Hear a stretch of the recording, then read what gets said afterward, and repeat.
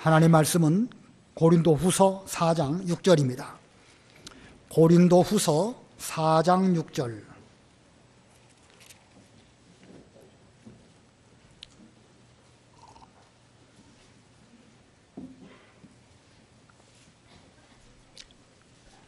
고린도후서 4장 6절. 어두움에서 빛이 비출 것이다 하고 말씀하신 하나님께서 예수 그리스도의 얼굴에 있는 하나님의 영광을 아는 빛을 우리 마음속에 비추셨다. 우리가 이 보배를 질그릇 안에 가지고 있으니 이는 심히 큰 능력이 하나님께 있고 우리에게서 나온 것이 아님을 보여주려는 것이다.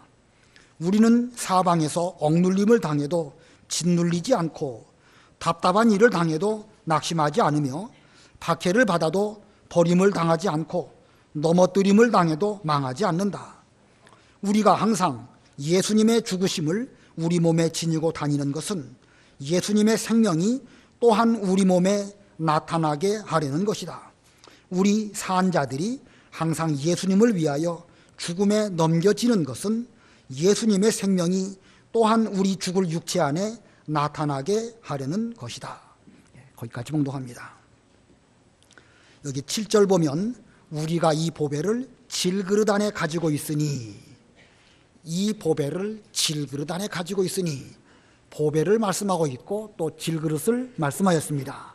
그래서 오늘 제목은 보배와 질그릇, 보배와 질그릇이라는 제목입니다.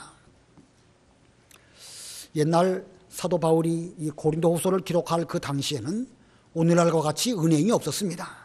은행이 없다 보니까 집안에 있는 귀중한 보배들 어디 맡길 데가 없겠죠. 그래서 종종 사람들은 그것을 질그릇 같은 항아리에다가 잘 담아가지고 누가 그거 훔쳐가지 못하도록 아주 은밀한 곳에 숨기기도 하였는데, 때로는 마당이나 뒷마당이나 어느 나무 밑이나 거기에 파묻고 그 보배를 잘 보관하였다고 합니다. 때로는 자기 식구들에게도 어디에 내가 보배를 묻어놨다 이런 말도 하지 않고 그냥 시간을 보내다가 그만 자신이 갑자기 죽게 된다든지 아니면 치매에 걸려서 어디에 무엇을 숨겨놨는지 모르는 경우도 발생할 수도 있겠죠. 그러다 보면 정작 자기 집안에 이 보배를 잘 간직한 그 질그릇 있음에도 불구하고 있는지 없는지도 모르고 가난하게 사는 경우도 있다고 합니다. 그러다가 우연한 기회에 그걸 발견하게 되면 그 기쁨이 얼마나 크겠습니까? 혹시 여러분들 중에는 그런 보배를 담아놓은 질그릇 어디 숨겨놓은 거 없으신지 한번 잘 찾아보시기 바랍니다. 특별히 오늘 이 시간 우리가 이 말씀을 잘 듣고 배우시는 가운데 여러분 주변에도 보배를 담은 질그릇이 숨겨져 있다는 사실을 깨달으시고 이 시간 그 보배를 발견하시는 귀한 시간 되시기 바랍니다.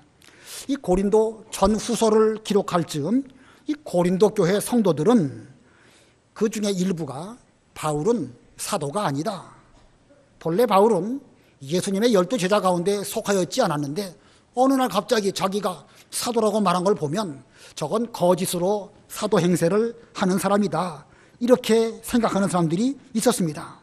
그래서 바울은 이 고린도 후서를 기록을 하면서 자신이 어떻게 사도가 되었는가, 자신의 사도의 직분에 대해서 여기 고린도후서 3장, 4장, 5장, 6장 계속해서 이 복음의 직분에 대해서 쭉 말씀하는 가운데 있는 것입니다. 이 본래 바울은 그 당대에 인간적으로 볼 때에 대단히 훌륭한 자격을 갖추고 있는 그런 사람입니다. 그런 민족적으로 히브리인 중에 히브리인이고 종교적인 그 면으로 보면 바리새인이었고 또 학문적인 면으로 볼 때는 그 당대의 최고의 석학이라고 할 수 있는 가말리엘의 문화생으로 학문을 잘 배운 이런 바울입니다. 그러나 바울이 인간적으로는 그가 대단했을지 몰라도 영적으로 볼 때는 그렇지 않습니다. 영적으로는 복음도 몰랐고 그리스도도 알지 못했고 교회를 핍박하며 하나님을 대적하는 이런 사람이었습니다. 신앙적으로 볼 때 사도 바울이라 할지라도 그 즈음에는 얼마나 형편없는 사람인지 알 수가 있죠. 자, 바울이 이렇게 어두움 가운데 헤매고 있었을 때에 예수님께서 그에게 찾아오셨고 빛으로 찾아오셨습니다. 이 바울이 자기 딴에는 하나님의 일에 열심을 내기 위하여 대제사장들의 공문을 받아가지고 다메섹으로 가가지고 예수 믿는 사람들을 붙잡아서 감옥에 집어넣기 위해서 그곳으로 가고 있었을 때에 갑자기 예수님께서 강한 빛으로 그에게 찾아오셨습니다. 사울아, 사울아, 어찌하여 내가 나를 핍박하느냐? 사울은 그 말씀을 듣고 주님, 누이시오니까? 나는 내가 핍박하는 예수라. 예수님의 음성을 그는 들었고 또 강력한 빛으로 찾아오신 그 예수님을 눈으로 보게 되었습니다. 강력한 빛을 보게 될 때에 그는 그 자리에 그만 꼬꾸라지고 말았습니다. 그의 육신의 눈은 그 강력한 빛으로 얼마 동안 보지 못하는 가운데 있었습니다. 그러나 그의 심령은 예수님의 빛이 비춰짐으로 말미암아 나는 내가 핍박하는 예수라, 나는 내가 핍박하는 그리스도라 라는 그 귀한 진리를 그 시점 비로소 발견하게 되었던 것입니다. 비록 육체적으로는 눈이 어두워졌지만 그의 심령 속에는 내가 예수님 믿는 사람들을 핍박한 것은 곧 예수님을 핍박한 것이고 그 예수님은 바로 하나님께서 보내주시겠다고 약속하신 그리스도이시구나 라는 사실을 제대로 깨닫는 그런 가운데 있게 되었습니다. 본문 6절이 그것을 말씀하고 있는데 6절 우리 다 같이 6절 합독하겠습니다. 시작. 어두움에서 빛이 비출 것이다 하고 말씀하신 하나님께서 예수 그리스도의 얼굴에 있는 하나님의 영광을 아는 빛을 우리 마음속에 비추셨다. 천지 만물을 창조하실 때에 아무것도 없고 흑암, 아무것도 없는 것 그 자체가 흑암입니다. 공허입니다. 그때 하나님께서 말씀하시기를 빛이 있으라 이렇게 말씀하셨더니 빛이 그 즉시에 있었습니다. 그와 같이 우리 예수님께서 흑암 가운데 있었던 이 바울에게 하나님을 아는 예수 그리스도의 빛을 이제 예수님께서 그 음성으로 강한 빛으로 그에게 찾아오시게 되었고 그 빛이 비춰지게 되었을 때에 이 바울의 심령이 그 이전에는 어두움 가운데 있어서 교회를 핍박하고 예수 그리스도를 대적하고 하나님의 진리운동을 방해하는 이런 어두움 가운데에서 갑자기 환한 빛이 그의 심령 속에 비추게 된 것입니다. 그래서 과거에는 형편없었고 무지몽매했던 그런 사울이었지만 그 심령 속에 하나님께서 주신 빛으로 말미암아 그 빛을 간직하는 이런 사람이 되었습니다. 그래서 이것을 보고 그것을 이 보배를 질그릇 속에 가지고 있으니 라고 말하고 있습니다. 이 보배를 질그릇 속에 가지고 있으니 7절에 그렇게 말씀하고 있죠. 우리 7절 다 같이 합독하겠습니다. 7절 시작. 우리가 이 보배를 질그릇 안에 가지고 있으니 이는 심히 큰 능력이 하나님께 있고 우리에게서 나온 것이 아님을 보여주려는 것이다. 우리가 이 보배를 질그릇 안에 가지고 있으니 이 보배는 무엇이고 질그릇은 무엇일까요? 보배는 무엇이고 질그릇은 무엇일까?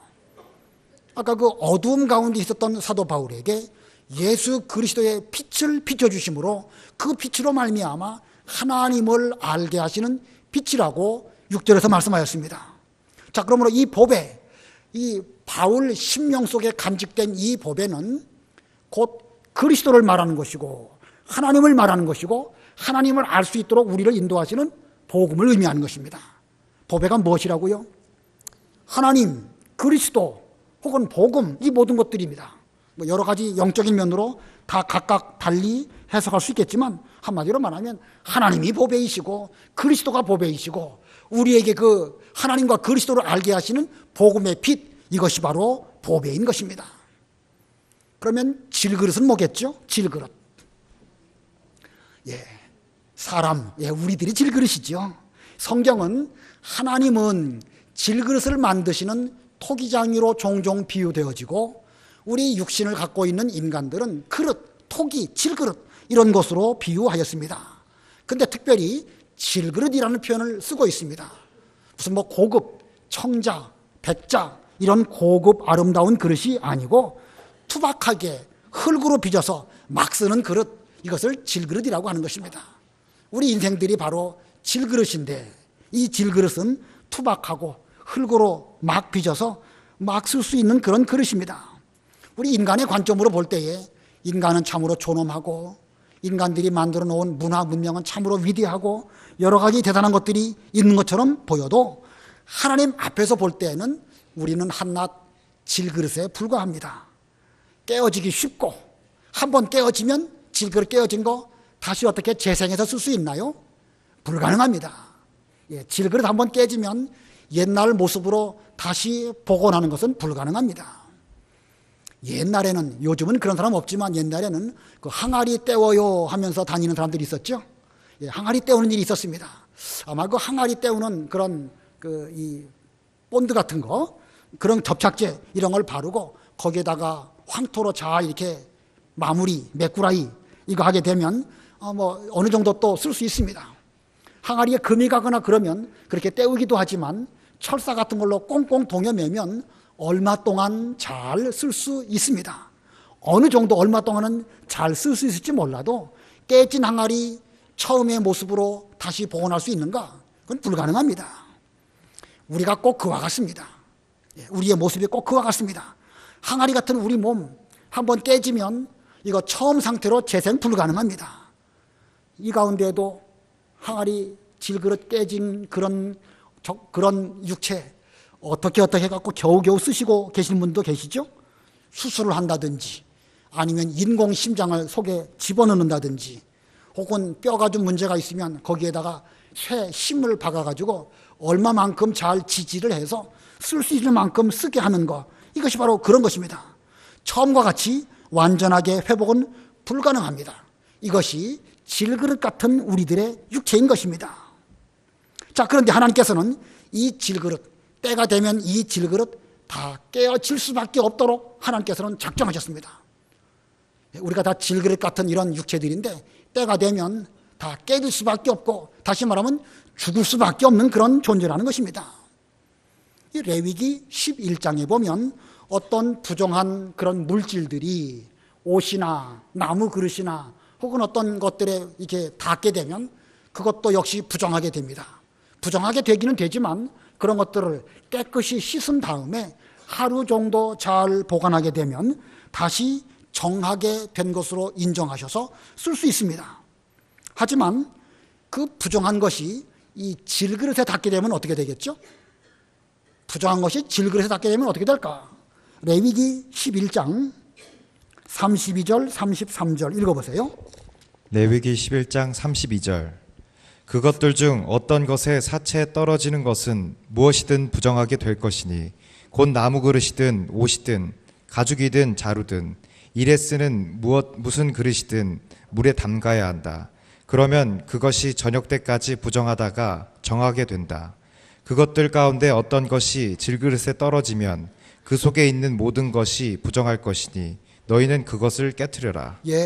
그 부정한 것이 여기 옷이든지 나무 그릇이든지 가죽이든지 자루든지 무슨 다른 그릇에 떨어지게 되면 그것은 더러워졌지만 더러워진 상태에 그것을 하루 동안 물에 담가 두고 깨끗하게 씻은 다음에 하루가 지나게 되면 그건 다시 깨끗하게 되었으니까, 소독이 잘 되었으니까 옛날처럼 그대로 쓸 수 있다는 것입니다. 그런데 33절에 그것들이 질그릇에 떨어지면 그 속에 있는 모든 것이 부정할 것이기 때문에 그것을 어떻게 하라고 그랬죠? 깨트려 버려라. 질그릇은 부정하게 되니까 그거 아무리 씻어도 소용없으니까 깨트려 버리라는 거예요. 왜 질그릇은 씻어도 깨끗하게 되지 못하도록 그렇게 하나님께서 율법으로 규정하셨을까? 이 질그릇, 항아리, 여러분 잘 아시지만 항아리는 물을 스며들이는 그런 특징이 있죠.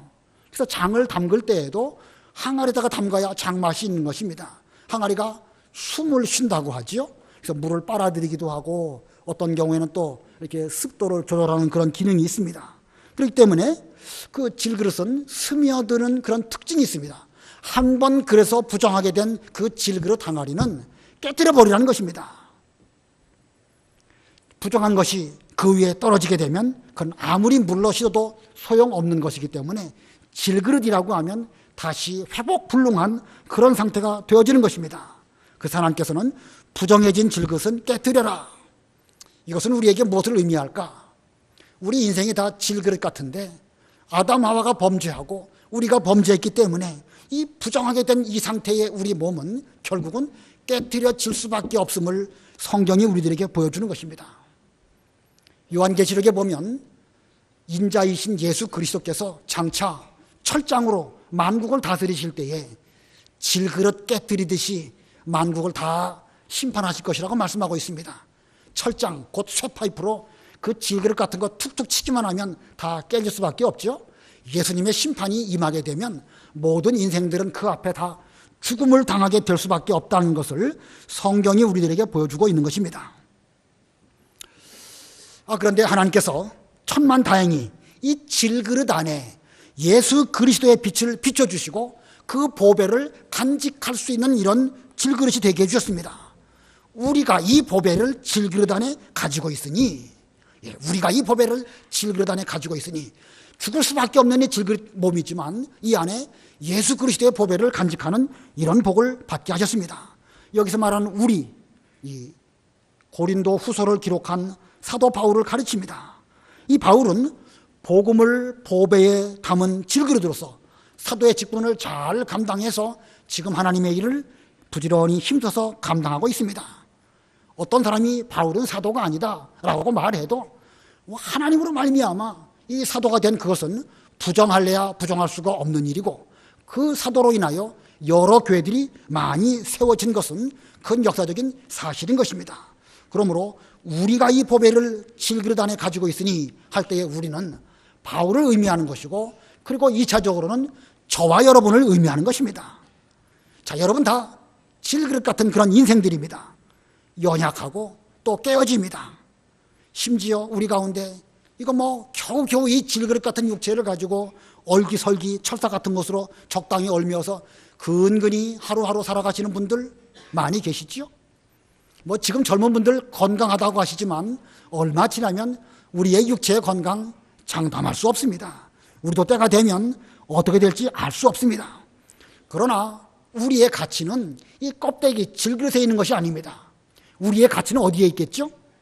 이 돈으로 치면 이 질그릇은 얼마 안 되는 거예요. 깨뜨려 버릴 것이기 때문에 이건 누가 돈 주고 사지도 않습니다. 그러나 우리의 가치는 어디에 있느냐? 이 속 안에 있는 보배에 있는 것입니다. 금 가도 괜찮고 또 철사로 적당하게 얽어 메어서 그냥 하루하루 살아가는 이런 가운데 있어도 그 안에 보배가 있는 이상 그 사람은 참으로 존귀한 사람입니다. 자, 여러분 보배 가지고 계십니까? 잘 살펴보시기 바랍니다. 만일 여러분 속에 예수 그리스도로 아는 비침을 받고 그 속에 보배가 있다, 그렇다고 하면 여러분이야말로 참으로 보배를 간직한 그런 귀중한 존재들입니다. 오늘 그것을 발견한다고 하면 여러분은 정말로 부자가 되는 거예요. 이거 발견하시고 앞으로 이 보배로부터 우리가 힘을 얻고 힘써서 사는 이런 우리가 되어야 됩니다. 자, 그런데 우리가 다 이렇게 보배를 담은 질그릇인데 이 보배를 담은 질그릇으로서 이 본문 가운데 두 가지를 깨달아야 됩니다. 여러분이 분명히 예수님을 믿고 우리 마음속에 예수 그리스도를 간직하신 분으로서 두 가지 깨달을 것이 무엇일까? 그 중에 첫 번째는요, 보배의 능력이 있다는 사실을 깨달아야 됩니다. 보배의 능력이 있다. 아까 7절 다 같이 합독하셨는데 다시 한번 합독하겠습니다. 7절 의미를 생각하시면서 시작. 우리가 이 보배를 질그릇 안에 가지고 있으니 이는 심히 큰 능력이 하나님께 있고 우리에게서 나온 것이 아님을 보여주려는 것이다. 보배를 담은 질그릇인 우리로부터 심히 큰 능력이 나옵니다. 심히 큰 능력이 우리로부터 나오는데 그 능력이 어디서 나오는 것일까? 질그릇에서 능력이 나오는 것일까? 보배로부터 능력이 나오는 것일까? 심히 큰 능력이 하나님께 있고 우리에게서 나온 것이 아님을 보여주시려는 것이다. 참 이 수에 칠 가치가 없고 정말로 연약한 질그릇이지만 이 안에 보배를 주신 것은 이 보배의 능력을 사용하는데 그 보배의 능력은 질그릇 안에 있는 것이 아니라 보배로부터 있는 것이다 라는 것을 알게 해주시려고 이 질그릇 같은 우리들에게 특별히 이 보배를 주셨다는 거예요. 이것을 우리는 뒤집어서 생각하면 안 됩니다. 자기 존재, 인간, 질그릇 같은 이 연약한 존재, 자기로 말미암아 무슨 큰 일이 일어나는 것처럼 생각한다고 하면 그거는 뒤집어서 생각하는 것입니다. 내게로부터 능력이 나오는 것이 아니라 나는 부족하지만 이 보배를 잘 간직함으로 하나님께서 그리스도를 통하여 주신 복음을 통하여 능력이 나타나는 것을 우리는 똑바로 알아야 된다는 것입니다. 강력한 자석 같은 것은 상당히 힘이 있어가지고 큰 쇠 부치들을 힘있게 끌어당기는 그런 힘이 있습니다. 그런데 아주 강력한 자석이 있는데 그 자석을 보재기 같은 걸로 잘 쌌다고 한번 생각해 보시기 바랍니다. 왜 보재기로 쌌을까? 잘 보이지 않게 하든지 아니면 그 자석을 잘 보호하기 위해서 하지만 아무튼 그 힘은 그 보재기 안에 들어있는 자석으로 말미암아 힘이 나오는 것입니다. 근데 사람들은 속 안에 있는 자석은 보지 못하고 껍데기 뒤집어 씌워놓은 보재기를 보면서 저 보재기에서부터 무슨 큰 힘이 나오는가 보다 라고 생각한다고 하면 그 사람은 어리석은 사람인 것입니다. 자, 이 보배를 담은 질그릇 같은 사도 바울, 그 사도 바울은 가는 곳마다 복음을 전하였고 그는 간 곳마다 예수님의 교회를 많이 세웠습니다. 그런데 그는 가는 곳마다 여러 가지 심한 환난을 많이 겪었습니다. 이 고린도후서 1장 그 앞부분 보면 그 자기 힘으로 감당할 수 없는 큰 이 고난을 당해가지고 그는 생각하기를 이제는 죽었다 이렇게 생각하였는데 그런 때마다 하나님께서 보배로 말미암은 능력으로 그를 구원해 주셨는데 하나님이 그를 구원해 주신 것은 하나님을 의지하게 하기 위해서 그런 은혜를 베풀어 주셨다라고 말씀하고 있습니다. 자, 왜 하나님께서 바울에게 그런 고난을 당하게 하셨을까? 고린도후서 1장 8절 9절 읽어보세요. 1장 8절 9절. 1장 8절. 형제들아, 우리가 아시아에서 당한 환난에 대하여 너희가 모르기를 원하지 아니하니 우리가 힘으로 감당할 수 없을 정도로 심한 고난을 받아 살 소망까지도 끊어졌었다.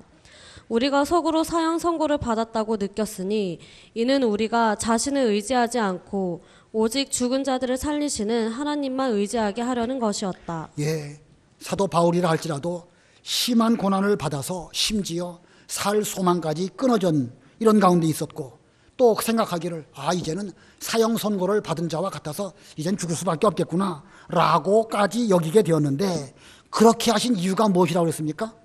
여기 9절 가운데 보니까 이는 우리가 누구를 의지하지 않고 자신을 의지하지 않고 질그릇 같은 자기 의지해 봐야 그건 아무것도 없습니다. 그거 의지하지 말고 누구를 의지하게 하시려고? 오직 죽은 자들을 살리시는 하나님만 의지하게 하시려고 이런 고난을 겪게 해주셨다고 그랬습니다. 자, 우리 질그릇 같은 자기 자신 이거 아무것도 아닙니다. 겉으로 보기에는 사도 바울이 위대한 것처럼 보여도 하나님 보시기에는 그 역시 질그릇 같은 그런 존재입니다. 우리가 개인적으로 볼 때는 여러분 다 저보다 훌륭하시고 사회적으로 다 성공하셨지만 하나님 앞에 보실 때에는 우리는 다 질그릇 같은 그런 존재들입니다. 그러므로 우리는 자기 의지하지 말고 하나님만 의지해야 됩니다. 어떤 하나님? 죽은 자들을 살리시는 하나님만 의지하게 하시려고 오늘날 하나님께서 우리들에게도 여러 크고 작은 심한 고난들을 겪게 하시는 가운데 있습니다. 자, 우리 모두는 이렇게 약한 자들입니다. 질그릇입니다. 하나님께서 이 세상에서 우리들을 특별히 더 약하게 만드시지 않았을까? 우리 가운데 더 많이 가난하고 더 많이 어렵고 세상적으로 특출나게 자랑할 것도 없고 또 뭐 좀 해보려고 하면 하는 것마다 잘 안 되고 왜 특별히 우리들에게 이런 고난을 많이 주셨을까? 왜 그러시겠죠? 왜 우리들에게 하나님께서 특별히 고난을 더 많이 주셨을까? 자기 의지하지 말고 죽은 자들을 살리시는 하나님만 의지하게 하시려고 이렇게 우리에게 고난을 주셨습니다. 사도 바울이 고난 당한 것처럼 우리도 그런 것입니다. 그래서 이게 고린도후서 12장 가면 바울도 자기에게 있는 육체의 가시를 없애달라고 하나님 아버지 앞에 아주 간절하게 3번이나 크게 기도했는데 하나님께서는 그 사도 바울의 기도를 거절하시면서 내 은혜가 내게 족하다. 내가 약할 그때의 곧 강함이니라. 이렇게 말씀하십니다. 한번 읽어보겠습니다. 고린도후서 12장 9절 10절. 고린도후서 12장 9절 10절 읽어보세요. 고린도후서 12장 9절. 주께서 내게 말씀하시기를 내 은혜가 내게 족하다. 내 능력이 약한 데서 온전해지기 때문이다 라고 하셨다.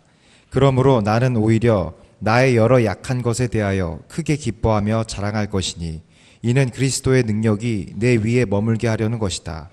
그러므로 나는 그리스도를 위하여 약한 것과 모욕과 궁핍과 박해와 공경을 기뻐하니 내가 약한 그때에 강하기 때문이다. 예, 바울처럼 위대한 하나님의 종이라 할지라도 그도 미처 깨닫지 못한 것이 있었습니다.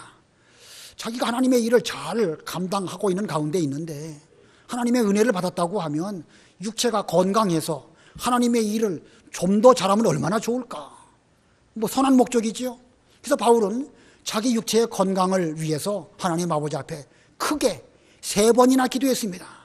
바울같이 기도하는 위대한 종이 크게 3번 기도했다고 한 것은 얼마나 간절하게 기도한 것인지 우리는 어느 정도 알 수 있겠죠. 들어주심직하지만 하나님께서는 바울의 그 기도를 들어주시지 않았습니다. 사실은 그것이 들어주시지 않은 것이 아니라 그렇게 들어주셔야 바울이라고 하는 사람이 자기의 약한 것 때문에 하나님을 더 많이 의지할 수 있기 때문에 그렇게 들어주신 거예요. 우리의 기도를 하나님이 거절하시는 법이 없습니다. 그러나 어떻게 들어주어야 최고로 좋은 그 응답이 될까? 하나님은 우리보다 앞서가시면서 우리에게 가장 좋은 것으로 해주시려고 사도 바울에게 대해서도 그 육체의 가시를 그대로 두게 하시면서 내 은혜가 내게 족하다. 내 능력이, 하나님의 능력이 너에게 있는 약한 것을 통해 가지고 온전하게 나타날 것이다 라는 것을 깨닫게 해주셨습니다. 바울이 그것을 깨달았을 때에 오히려 크게 기뻐했습니다. 육체의 가시가 그 치유 잘 되어서 건강해지는 것보다 오히려 내가 약할 그때에 오히려 겸손하게 되고 죽은 자를 살리시는 하나님의 능력을 힘입는 이런 종이 될 수 있겠구나. 하나님이 나로 하여금 그 길 걸어가게 하시려고 이렇게 질그릇으로 하여금 약하게 만드셨구나 깨닫고 그는 오히려 크게 기뻐했습니다. 그러면서 그는 말하기를 내가 약한 그때에 강하기 때문이다. 우리가 하나님을 의지하면 오늘날 우리도 하나님을 의지하는 것만큼 얼마든지 강할 수 있습니다. 온 세상이 우리를 다 뒤집어 싸가지고 어떻게 해보려고 달려들지 몰라도 우리는 얼마든지 그것들을 이길 수 있습니다.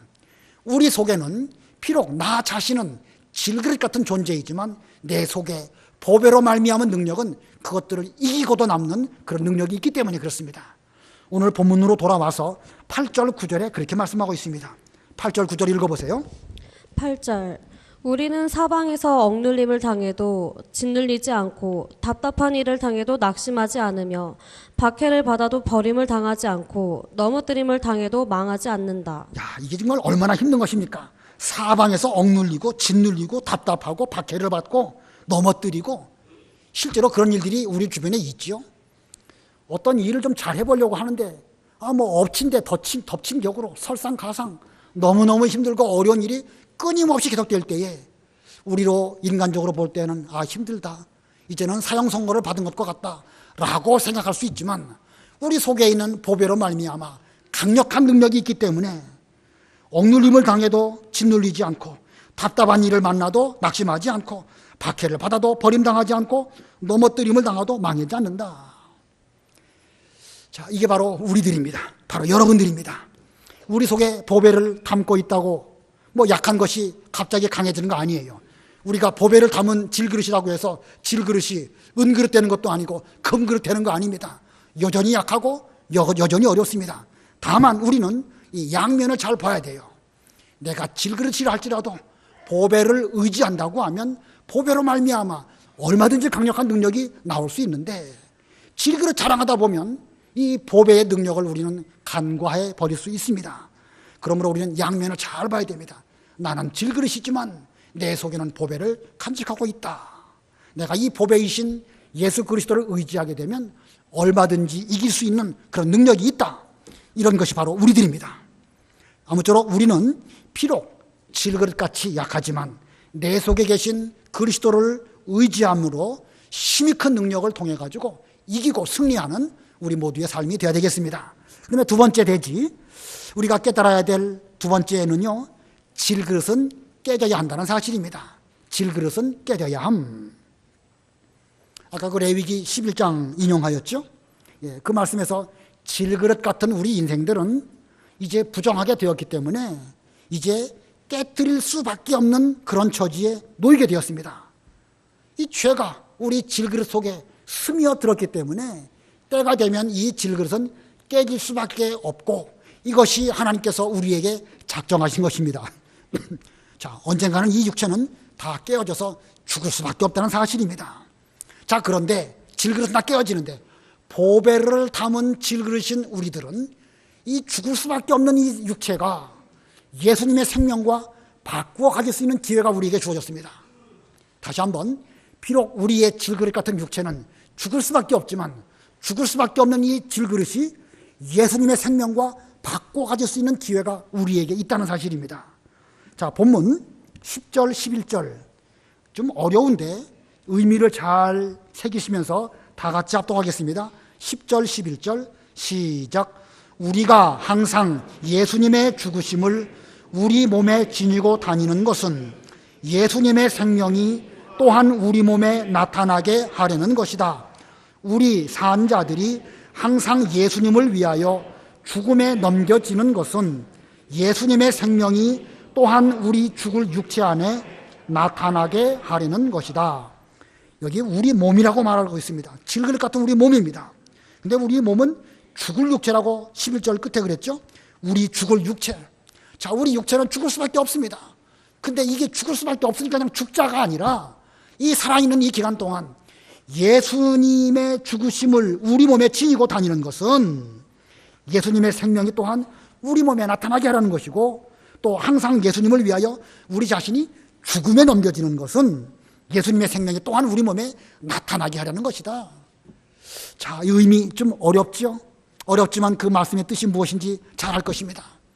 죽을 수밖에 없는 우리 육체이지만 이 육체를 가지고 주님의 고난에 참여하고 십자가를 잘 지고 믿음의 길을 잘 걸어가게 되면 예수님의 생명, 부활하신 생명, 또 영원한 그 생명이 우리 몸에 나타난다는 것입니다. 그러므로 이 말은 죽자, 이제는 죽을 수밖에 없으니까 죽기를 기다리자, 이런 뜻이 아닙니다. 우리에게 주어진 그 기간 동안 최선을 다해서 날마다 죽고 또 죽는 것입니다. 사도 바울은 뭐라고 말했죠? 나는 어떻게 죽는다? 날마다 죽는다. 그 죽는다는 게 무슨 뜻입니까? 죽을 수밖에 없으니까 죽기를 기다리자, 그런 뜻입니까? 아닙니다. 예수님의 생명이 나에게 나타나도록 하기 위해서 최선을 다해서 믿는 일을 하고 예수님의 생명이 나에게 덧입혀지기를 위해서 믿음의 길을 힘써서 걸어가기를, 죽기를 각오하고 걸어가는 이런 마음가짐을 그렇게 표현한 것입니다. 그러므로 우리도 세상을 살아갈 때에 죽을 수밖에 없는 육체인데 이거 뭐 죽기를 기다린다든지 그냥 자포자기하고 그냥 나는 죽을 것이니까 그냥 그때 되면 죽을 것이다, 이렇게 하는 건 올바른 것이 아닙니다. 성경은 분명히 우리에게 대해서 무슨 예수님의 십자가라고 해가지고 죽음을 예찬하는 그런 말씀은 성경에 1절도 없습니다. 우리는 예수님께서 그 구원해 주신 그 영적 생명을 가지고 날마다 자기 자신을 예수님의 죽으신 그 죽음을 우리도 짊어지고 이 예수님의 생명으로 나아가는 거예요. 나아가다 보면 예수님의 생명이 우리에게 덧입혀지고 또 덧입혀지고 하나하나 덧입혀지게 되다 보면 우리가 얼마 지나면 우리도 예수님의 생명이 충만한 가운데서 우리에게 나타나는 것입니다. 근데 이게 쉽지가 않아요. 이게 쉽지가 않습니다. 이 질그릇이 깨어져 나가야 되는 것인데, 물론 마지막에 가고서는 육체가 죽긴 죽겠죠. 그러나 그때 죽는 걸 말한 것이 아니라 내 속에 있는 육체의 부패성, 이거 하나를 깨트리고 또 깨트리고 날마다 죽을 때 그 깨진 것만큼 속 안에 있는 보배가 겉으로 잘 드러나서, 아, 저 사람은 겉으로 볼 때에는 계달의 장막같이 질그릇 같은 존재이지만 저 속에 정말로 소중한 보배가 들어있구나, 이 사람들이 발견하게 되는 것입니다. 어떻게 한 것만큼? 죽은 것만큼. 어떻게 한 것만큼? 그 질그릇이 깨어진 것만큼입니다. 그러므로 우리는 살아있는 동안에 힘을 다해서 죽기를 노력해야 됩니다. 힘을 다해서 죽기를 노력한다, 이건 죽으라는 것이 아니라 오히려 열심히 살라는 뜻입니다. 연세 많으신 분들이 정말 육체를 가지고 이거 뭐 점점 깨어져 나가는 이 육체를 가지고 하루하루 살아가는 것이 쉽지 않다 보니까 연세 많으신 분들이 종종 그런 말씀 하시죠. 아이고, 빨리 죽어야 되는데. 다 이해가 되긴 합니다. 저도 그 연세가 되면 이해가 되긴 되지만 우리가 오늘 이 진리를 깨달은 이상은 우리는 그런 말할 겨를이 없어요. 예수님 죽으신 그 고난의 십자가를 나도 지고 날마다 죽음에 넘겨지는 이런 생활을 할 때에 예수님의 생명이 우리에게 덧입혀진다는 이런 진리를 깨달았으니까 우리는 열심을 다해서 죽기를 노력하면서 살아가기를 힘쓰는 이것이 진정한 성도의 모습인 것입니다. 그래서 죽을 것이 생명에게 삼킨 바 되었다라고 여기 5장 4절에 말하고 있습니다. 5장 4절 읽어보세요. 5장 4절 장막에 있는 우리가 짐을 진 것 같이 탄식하는 것은 벗으려는 것이 아니라 오히려 덧입으려는 것이고 죽을 것이 생명에게 삼켜지려 하는 것이다. 예, 우리의 이 육체 질그릇이지만 또 여기 5장에서는 장막이라고 말하고 있습니다. 장막. 이거 빨리 벗어버리면 좋겠다. 빨리 벗어버리고 천당에 가서 사람 손으로 짓지 아니한 영원한 집에 들어가면 좋겠다. 좋지요. 그러나 그때까지 되기 위해서는 우리는 탄식하면서 벗으려는 것이 아니고 오히려 덧입으려는 것이고, 여기 덧입는다, 예수님의 영적 생명으로 덧입는 것을 말하는 것이고, 이 죽을 수밖에 없는 이 육체가 생명에게 삼킨 바 되게 하는 것이다. 자, 이 의미가 무엇인지 잘 알 수 있겠죠? 죽을 수밖에 없는 육체입니다. 때 되면 다 죽으실 거예요.